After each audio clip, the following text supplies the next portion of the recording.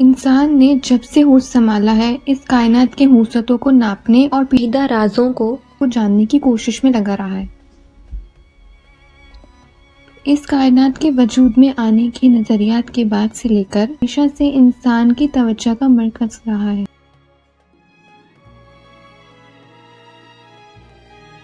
ہر دور میں ایک سوال نے انسان کو ہمیشہ پریشان کیا ہے کہ کیا اس پورے کائنات میں صرف انسان ہی اکیلی مخلوق ہے یا باقی ستارے، سیاروں اور کہکشاؤں میں بھی کیا زندگی کا وجود ہے؟ ان سوالات اور تجسس نے ہمیشہ سے انسان کو پریشان اور خوفزدہ کیا ہے۔ لہٰذا اس کے جواب میں ہر دور میں غیر مرئی اور خلائی مخلوق کے بارے میں مختلف نظریات اور فلسفوں نے جنم لیا۔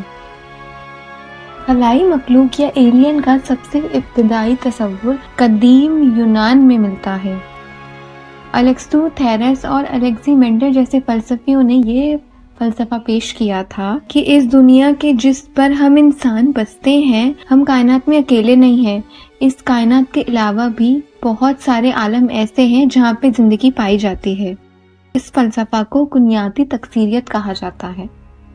قدیم یونان میں ٹائٹنز اور اولمپین بادشاہ دیوتاؤں کی اولاد تصور کیا جاتا ہے، دوسری دنیا سے اس زمین پر آئے تھے۔ یونان کی یہ مائتھولوجی ایلینز کے تصور سے بہت حد تک قریب نظر آتی ہے۔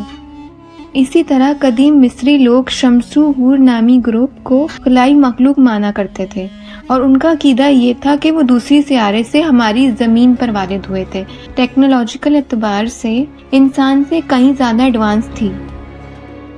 انہوں نے پیرامڈز اور بے شمار تعمیرات کیے اور انہوں نے ہزاروں سال تک اس زمین پر حکومت کی۔ بعد میں انہوں نے زمین کی حکومت ہم انسانوں کو سونپ دی اور اپنی دنیا میں واپس چلے گئے۔ 5,500 سال پرانی سومیری تہذیب کی تختیوں اور ریکارڈز میں بھی خلائی مخلوق کا تصور ملتا ہے، جنہیں سومیری لوگ انوناکی کہا کرتے تھے۔ کہتے ہیں ہمارے نظام شمسی میں نائبرن نامی ایک سیارہ موجود تھا جہاں انوناکی نامی ایک ترقی یافتہ مخلوق آباد تھی، لہٰذا یہ مخلوق اپنی لالچ اور بڑھتی ٹیکنالوجی کی وجہ سے اس سیارے کو برباد کر چکے تھے۔ لہٰذا آج سے 4 لاکھ سال قبل وہ لوگ ہماری اس زمین پر وارد ہوئے۔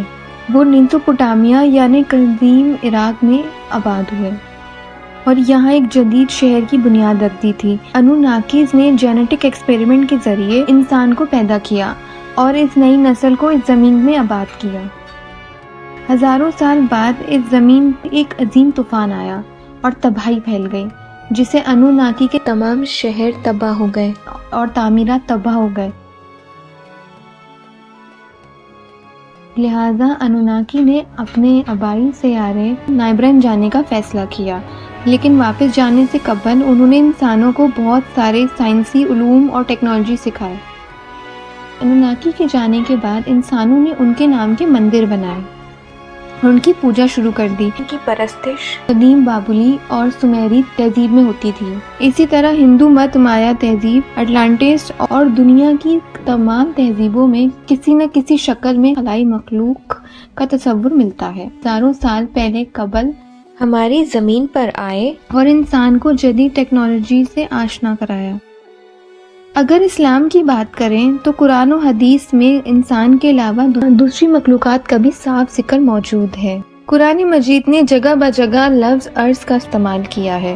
قرآن کے مطابق اس ارض کو ہم جانداروں کے لیے رہنے کے لیے پھیلا دیا ہے۔ اس ارض میں طرح طرح کے جاندار آباد ہیں۔ ارض کے ان جانداروں کو بالکل ہماری طرح کے گروہ بھی موجود ہیں۔ ان جانداروں کی مختلف رنگ اور مختلف شکلیں ہیں۔ جانداروں کا پوری کائنات میں پھیلی ارض میں اس طرح پھیلا دینا اللہ تعالیٰ کی نشانیوں میں سے ایک نشانی ہے، اور ارض میں رہنے والے ہر طرح کے جاندار اللہ کی تسبیح اور پاکی بیان کرتے ہیں۔ یہ عربی لفظ ارض وہی لفظ ہے جو انگریزی میں ارد بن گیا ہے، یعنی چرنے کے قابل وہ حصہ جو ہوا اور پانی سے الگ ہو، وہ ارض جو زمین ہے۔ ہمارے اس ارض جس میں ہم رہتے ہیں اس میں 7 بڑے اور بڑے وسیع بڑے اعظم ہیں۔ یہ چٹانوں کی ایک موٹی لیئر ہے جو 90% سے زائد بسالٹ چناٹوں سے بنی ہوئی ہے۔ بسالٹ وہ پتھر ہے جو آتش فشاں کے ٹھنڈے ہونے سے بنتا ہے۔ یہ عرض پوری کائنات میں پھیلی ہوئی ہے کیونکہ چاند کی سطح بھی 80% بسالٹ کی چٹانوں سے بنی ہوئی ہے۔ زمین کا پڑوسی سیارہ وینس کی سطح بھی بسالٹ کی چٹانوں سے بنی ہوئی ہے۔ اسی طرح ہی مارس کی زمین بھی 85% سے زیادہ بسالٹ کی چٹانوں سے بنی ہوئی ہے۔ ہماری اس نظام شمسی سے باہر تمام ستارے بسالٹ کی چٹانوں سے بنے ہوئے ہیں۔ یوں ہماری اس کہکشاں اور کائنات کی بے شمار سیارے عرش کی تعریف میں پورا اترتی ہیں۔ اگر ہم قرآن مجید میں لفظ عرش کی تفصیل کو سمجھنے کی کوشش کریں تو یہ بات واضح ہو جاتی ہے کہ اللہ نے عرش پوری کائنات میں پھیلا رکھی ہے اور اللہ کے ارشاد کے مطابق ہر عرش پہ ایسی مخلوق موجود ہیں جن کی ہمارے سے رسائی نہیں ہے۔ ان دوسری دنیا کی مخلوقات کے متعلق روایت ہے کہ حضرت علی نے ایک دفعہ فرمایا کہ پوچھو جو تم پوچھنا چاہتے ہو، میں زمین سے زیادہ آسمان کے راستے سے واقف ہوں۔ لہٰذا ایک شخص نے پوچھا کہ اے علی، جس طرح اللہ کی مخلوقات اس زمین پر زندگی بسر کر رہی ہیں، کیا اسی طرح آسمانوں پہ بھی کوئی رہتا ہے؟ اس شخص کا یہ سوال سن کر حضرت علی نے فرمایا کہ اللہ نے اس کائنات میں بے شمار زمینوں کو عرض بخشا اور مختلف زمینوں پر اور ہر زمین پر اللہ پاک نے اپنی الگ الگ مخلوقات کو پیدا کیا کیونکہ وہ عالمین کا رب ہے۔ اللہ نے مختلف زمینوں پر مختلف عناصر پیدا کیے ہیں اور ان عناصر سے یہ مخلوقات اپنا رزق پاتے ہیں۔ حضرت علی کا یہ جواب سن کے اس شخص نے پوچھا، کیا ان زمینوں پر رہنے والی مخلوق کو ہم کبھی دیکھ سکتے ہیں؟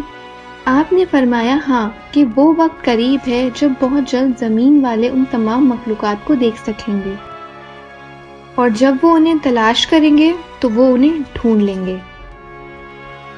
ہم نہیں جانتے کہ وہ مخلوقات دیکھنے میں کیسی ہوں گی یا کس طرح بنے ہوں گے اور کیسے ماحول میں زندگی بسر کر رہے ہوں گے۔ ہم اب تک کسی پلانٹ، کسی کہکشاں یا کہیں بھی کوئی ایسی نیو زندگی دریافت نہیں کر سکے۔ شاید ہم ابھی تک اتنے ایڈوانس نہیں ہوئے کہ دوسری دنیا کی مخلوق سے رابطہ قائم کر سکیں۔ ممکن ہے کہ مستقبل میں ہماری رسائی ان ایلینز تک ہو بھی جائے، تب بھی ہم ان کی زبان بالکل نہیں سمجھ سکیں گے۔ مورخین کی ایک رائے یہ بھی ہے یاجوج ماجوج بھی قرآنی آیات کی پلانٹ کے باشندے ہیں اور وہ بھی کسی ایلین کی شکل میں ہی ہماری زمین پر حملہ آور ہوں گے۔ 21ویں صدی کے اس جدید دور میں بھی UFO دیکھنے کے قصے کہانیاں مشہور ہیں اور آج بھی لوگوں کی ایک بڑی تعداد ایسی ہے جو ایلین کے وجود پہ یقین رکھتی ہے۔ دراصل دنیا بھر سے ایسے مخلوق کو دیکھے جانے کے بہت سارے واقعات پیش ہوئے ہیں جن کی بڑی بڑی آنکھیں، گول چپٹا چہرہ اور سبز جسم ہوتا ہے۔ 19 مئی سال 2086 کو یورپ کے کئی ممالک میں آسمان پر کئی UFOs کو دیکھا گیا تھا جو نہایت تیزی سے اڑ رہے تھے۔ ایک گھنٹے میں لوگوں نے تقریباً 21 UFO کو اپنی آنکھوں سے دیکھا تھا۔ اس کے گواہ عام لوگ اور ملٹری سولجرز تھے۔ اس کے علاوہ سال 1970 میں امریکن علاقوں میں امریکن کراپ بھی ایک پراسرار انسیڈنٹ تھا جو راتوں رات کھیتوں میں بن جایا کرتی تھی اور لوگوں کا ماننا تھا کہ ان دنوں میں ایلینز نے اپنے کراپ کو ان علاقوں میں اتارا تھا اور اس دنیا میں آئے تھے۔ اس وقت کراپ سرکل کا میڈیا میں بہت چرچا ہوا اور اس موضوع پر کئی کتابیں بھی لکھی گئیں۔ UFO اور ایلینز کے متعلق سب سے مشہور اور پراسرار جگہ ایریا 51 ہے۔ ایریا 51 امریکہ کے نیویڈا اسٹیٹ کا ایک خفیہ فوجی اڈہ ہے۔ سال 2014 میں ایک سائنٹسٹ نے اس راز سے پردہ اٹھایا تھا کہ ایریا 51 میں کئی ایلینز کو قید کر کے رکھا گیا ہے اور ان کے اوپر سالوں سے ریسرچ کی جا رہی ہے۔ وہ 5 فٹ لمبی مخلوق ہیں۔ ایریا 51 میں عام لوگوں کا داخلہ ممنوع ہے۔ یہ ایک ہائی سیکیورٹی ایریا ہے جہاں 24 گھنٹے سپاہی تعینات رہتے ہیں۔ اس ایریا کو گوگل سیٹلائٹ میں بھی دیکھنا منع ہے اور اس کے اوپر سے کسی پلین کو اڑنے کی اجازت بھی نہیں ہے۔ تو کیا ہماری اس کائنات میں کسی کونے میں کوئی ایسی مخلوق ہے جو ٹیکنالوجی کے لحاظ سے ہم سے کہیں آگے ہے؟ قرآن مجید نے جس دنیا اور عالموں کا تذکرہ کیا ہے، کیا ان میں رہنے والے مخلوق ہم جیسے ہی ہوں گے؟ جب مستقبل میں انسان کا ان مخلوقات سے سامنا ہوگا تو اس کا نتیجہ کیا نکلے گا؟ یہ تو جب ہی پتہ چلے گا۔